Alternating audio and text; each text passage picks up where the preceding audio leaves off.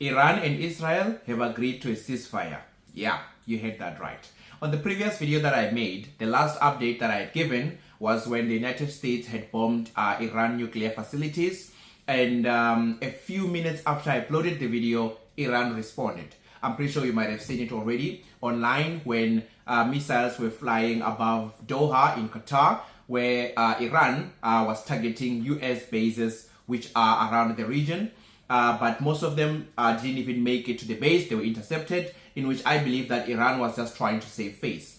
Now, after that, the whole world was on edge. We expected the unpredictable President Trump to maybe he's going to retaliate, maybe he's going to hit back, but he did not. What he did was to post on Twitter saying that the Iranians, at least now they've gotten it out of their system, but no one was injured, and they are thanking the Iranians for letting them know in advance, so no one was hurt. But now we're expecting that they've gotten the hate out, basically. And then afterwards, Iran continued to send some rockets into Israel. And then in the middle of the night, Trump came out and said that he had negotiated a ceasefire between Israel and Iran.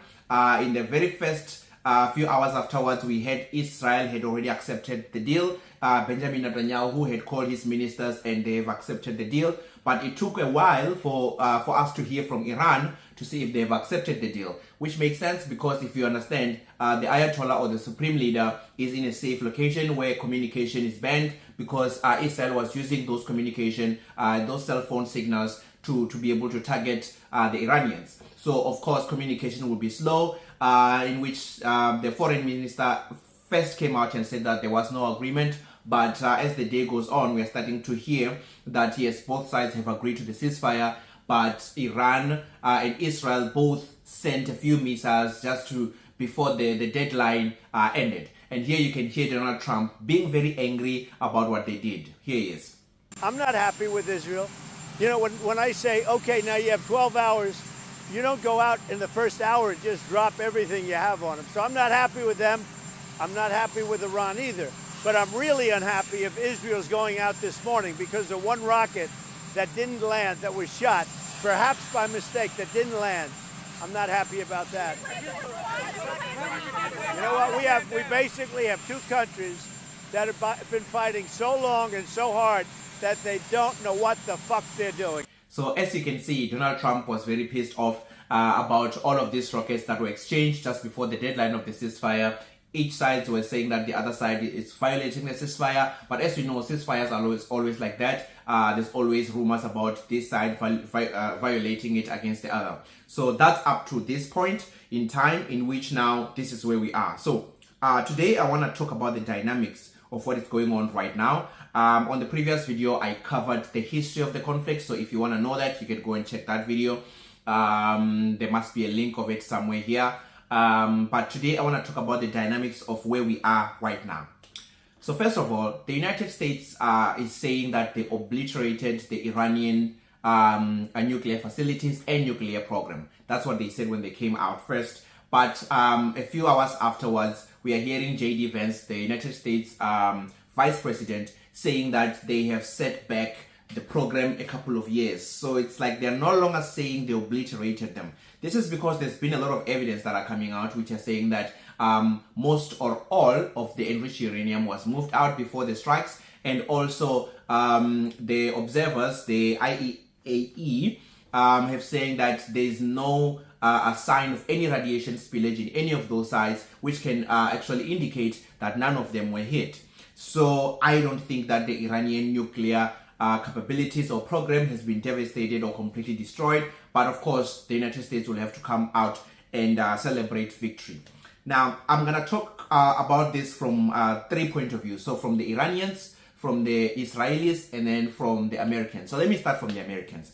From the American side, honestly speaking, I'm not a big fan of Trump or the United States foreign policy, all of the wars that have been caused. But one thing I will say is that you need to give credit where credit is due.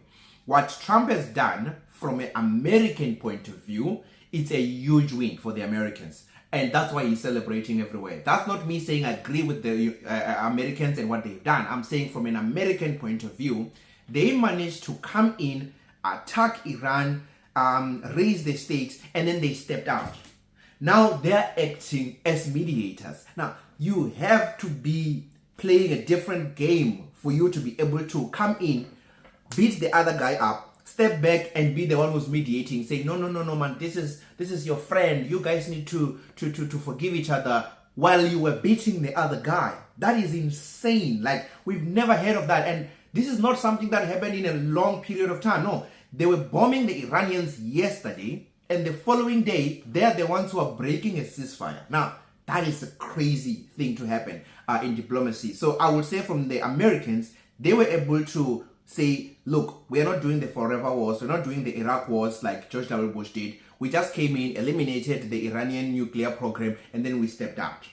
None of our equipment or personnel were hurt in the whole thing. We just did what needed to be done, and now we are out. And then they're also coming back to say, hey, you guys need to settle this. You guys need to do a ceasefire. And I would say from an American or from a hawkish Trump point of view, that is a huge win, because he's not stuck with the mud. He was able to come in, get dirty, and then wash his hands off the whole situation. Now the beef is still between Israel and Iran.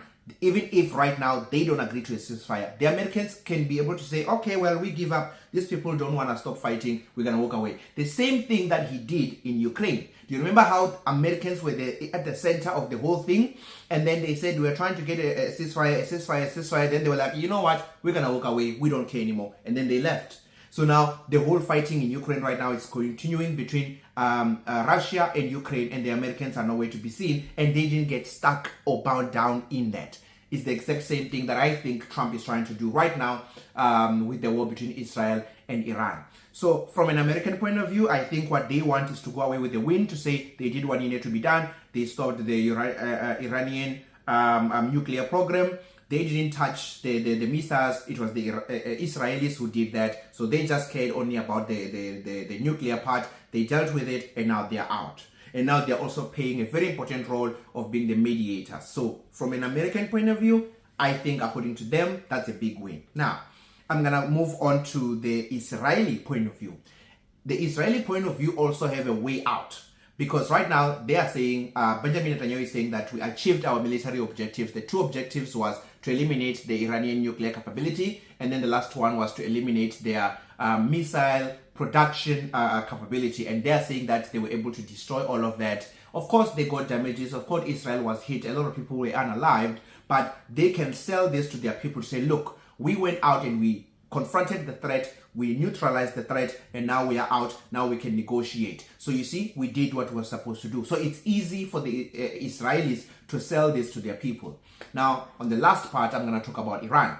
For Iran has a lot of decisions to make right now. First of all, there were talk of regime change by Trump like 2 days ago, but right now it looks like regime change is not going to be something that anyone is looking forward to, because the Israelis are agreeing to a ceasefire. They're agreeing to stop the fighting. The Americans have stepped out, so there's no one who's forcing a regime change at this moment in time.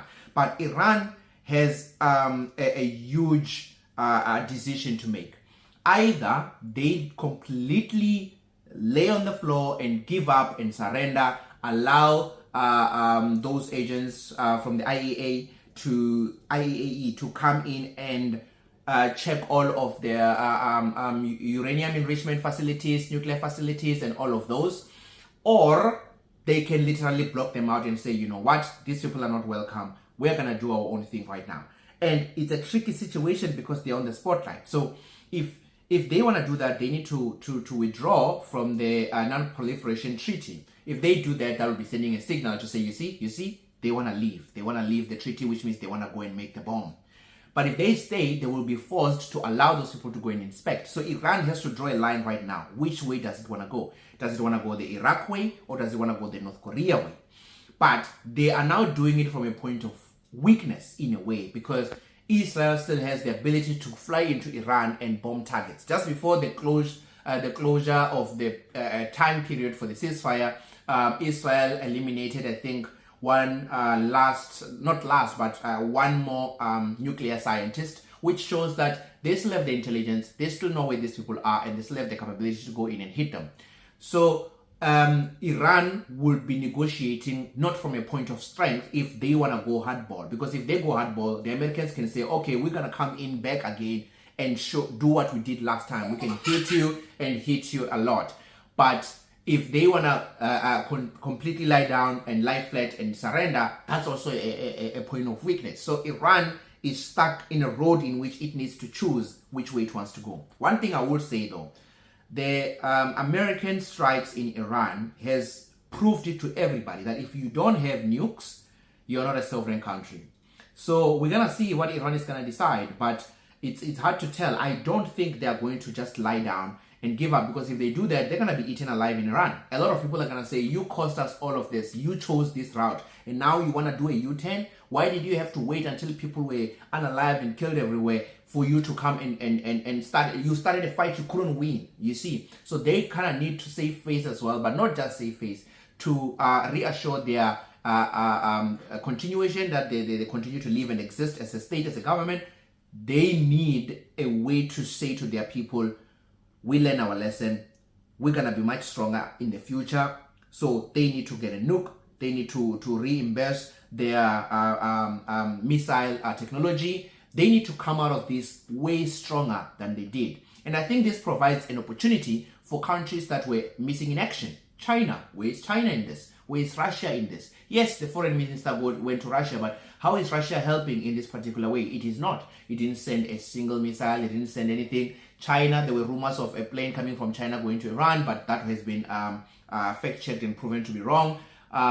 So Iran is in a very difficult position when it comes to choosing which way it wants to go. Whichever way it wants to go, it has to go all the way.